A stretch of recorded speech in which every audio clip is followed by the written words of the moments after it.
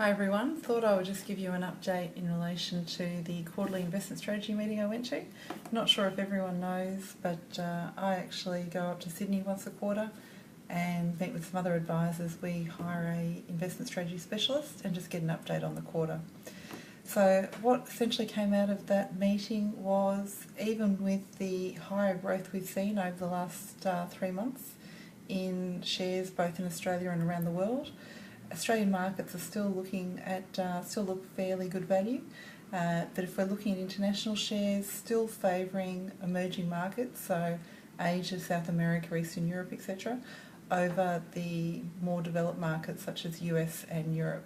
So we'll continue doing what we have been doing, is taking a bias to Australian shares and emerging markets over other developed markets around the world.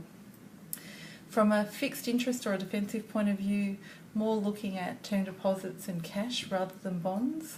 Bonds have been bought pretty heavily.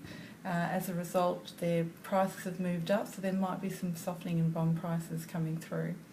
Some clients have been asking questions about some of these hybrid issues, such as the new Westpac notes.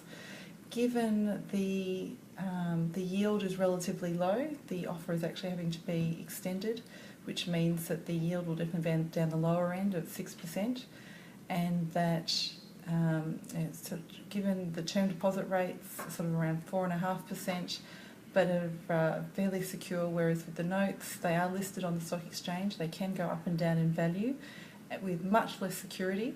As many of you know, I prefer to take the risk exposure in your portfolio through shares and keep the defensive side of the portfolio through bonds and term deposits. Anyway, I thought I'd just give you a little bit of an update, but feel free to give me any queries, but I'll also be speaking to you through our portfolio reviews and meetings. Look forward to speaking to you soon. Bye-bye.